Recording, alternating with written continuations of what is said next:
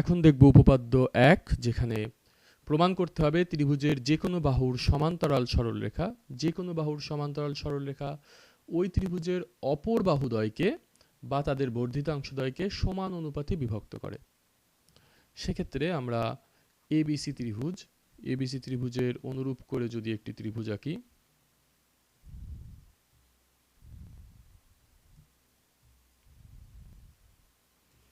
A B C, এই ত্রিভুজের যে কোনো বাহু বলতে বিসি বাহুকে যদি নেই, তাহলে বিসি বাহুর সমান্তরাল সরলরেখা। সেক্ষেত্রে আমরা বিসি বাহুর সমান্তরাল একটি সরলরেখা আঁকি, এটি, যেটি এ বিকে ডি বিন্দুতে এবং এ সিকে ই বিন্দুতে ছেদ করে। তাহলে এই সরলরেখাটি এ বিকে ডি বিন্দুতে ছেদ করে এবং এ বিকে বিভক্ত করে, এ বিকে এডি ইস টু ডিবি অনুপাতে বিভক্ত করে, এডি ইস টু ডিবি অনুপাতে এ বিকে বিভক্ত করে। আর এসি কে বিভক্ত করে এই ইস টু ইসি অনুপাতে, এই ইস টু ইসি অনুপাতে।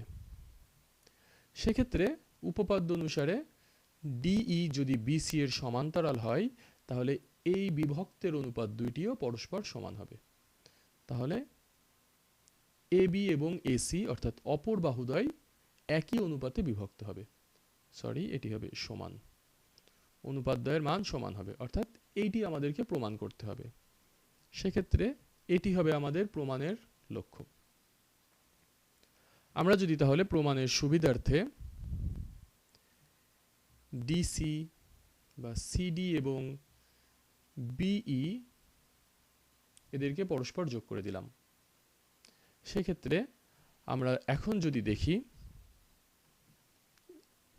এই ছবিটি যদি আমরা কপি করে নিই,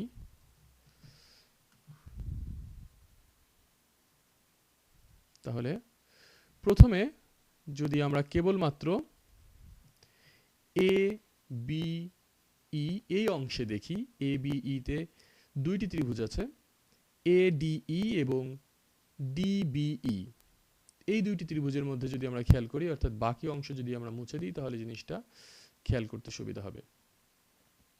আমরা এখন খেয়াল করব কেবলমাত্র এ ডিই এবং ডিবিই এই দুইটি ত্রিভুজে, আমাদের দুইটি ত্রিভুজের শীর্ষবিন্দু যদি আমরা কল্পনা করি এটিকে, অর্থাৎ দুইটি ত্রিভুজের ক্ষেত্রে আমরা শীর্ষবিন্দু কল্পনা করছি ই কে, তাহলে এ ডিই এই ত্রিভুজের জন্য ভূমি হবে এডি, এডি হচ্ছে গিয়ে এডিই ত্রিভুজের ভূমি। একইভাবে ডিবিই এই ত্রিভুজের ক্ষেত্রে ভূমি শীর্ষবিন্দু যদি হয় ই, তাহলে ভূমি হবে শীর্ষবিন্দুর বিপরীত অর্থাৎ ডিবি। সেক্ষেত্রে আমরা দেখছি দুইটা ত্রিভুজের ক্ষেত্রেই শীর্ষবিন্দু এক এবং ভূমি একই সরলরেখায়, এডি এবং ডিবি একই সরলরেখায়। সেক্ষেত্রে দুইটি ত্রিভুজের ক্ষেত্রেই উচ্চতা হবে শীর্ষবিন্দু থেকে ভূমির উপরে অঙ্কিত লম্ব, অর্থাৎ উভয় ক্ষেত্রেই ত্রিভুজের উচ্চতা হবে একই।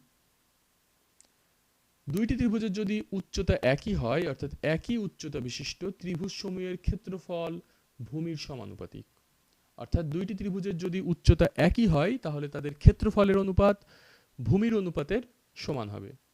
সেক্ষেত্রে আমরা এই দুইটি ত্রিভুজের ক্ষেত্রে বলতে পারছি এ ডিই এই ত্রিভুজের ক্ষেত্রফল ভাগ বিডিই এই ত্রিভুজের ক্ষেত্রফল সমান এডিই এর ভূমি হচ্ছে এডি এবং বিডিই এর ভূমি হচ্ছে গিয়ে বিডি, অর্থাৎ ক্ষেত্রফলের অনুপাত ভূমির অনুপাতের সমান। এই একইভাবে আমরা দেখাতে পারি যে এডিই এবং ডিসিই এই দুইটি ত্রিভুজকেও যদি আমরা আলাদা করে দেখি, অর্থাৎ এই ত্রিভুজটি এবং আরেকটি রং দিয়ে যদি দেখাই যে এই ত্রিভুজটি, এই দুইটি ত্রিভুজের মাঝেও যদি আমরা একইভাবে দেখাই, যেখানে আমাদের শীর্ষবিন্দু এক্ষেত্রে হবে হচ্ছে গিয়ে ডি বিন্দু এবং ভূমি হচ্ছে এই এবং ইসি, তাহলে এক্ষেত্রেও আমরা দেখাতে পারবো ক্ষেত্রফলের অনুপাত এডিই ভাগ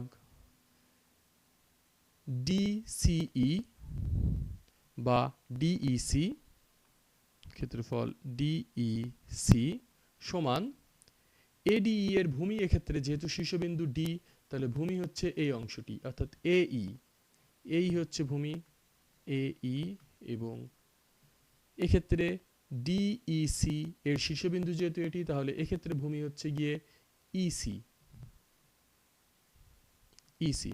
তাহলে এক্ষেত্রেও একই যুক্তি প্রয়োগ করে, যেহেতু ত্রিভুজদ্বয়ের উচ্চতা সমান, সুতরাং তাদের ক্ষেত্রফলের অনুপাত তাদের ভূমির অনুপাতের সমান, এটি আমরা দেখাতে পারলাম।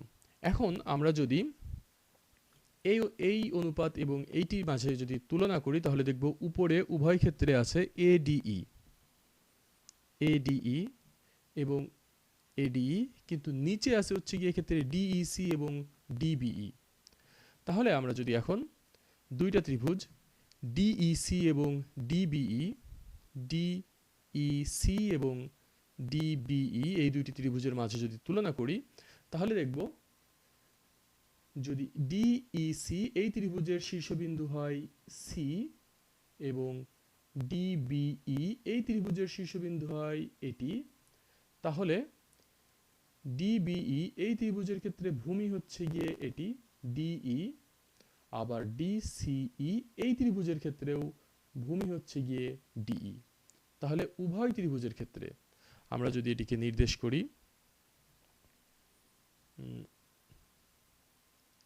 এই ত্রিভুজ ডিবিই এবং ডিসিই এই দুই ত্রিভুজের উভয়ের ক্ষেত্রে ভূমি হচ্ছে গিয়ে ডিই, এবং শীর্ষবিন্দু বি এবং শীর্ষবিন্দু সি দুইটা ত্রিভুজের ক্ষেত্রে ভূমির সমান্তরাল সরলরেখা, আমরা জানি বিসি এবং ডিই পরস্পর সমান্তরাল, সুতরাং উভয় শীর্ষবিন্দু ডিই অর্থাৎ ভূমির সমান্তরাল সরলরেখার উপরে অবস্থিত, অর্থাৎ দুইটি ত্রিভুজ আসলে একই ভূমি এবং একই সমান্তরাল সরলরেখা দ্বয়ের ভিতরে অবস্থিত। সুতরাং যদি এরকম হয় দুইটি ত্রিভুজ একই ভূমি এবং একই সমান্তরাল সরলরেখাদের ভিতরে অবস্থিত হয়, তাহলে তাদের ক্ষেত্রফল সমান।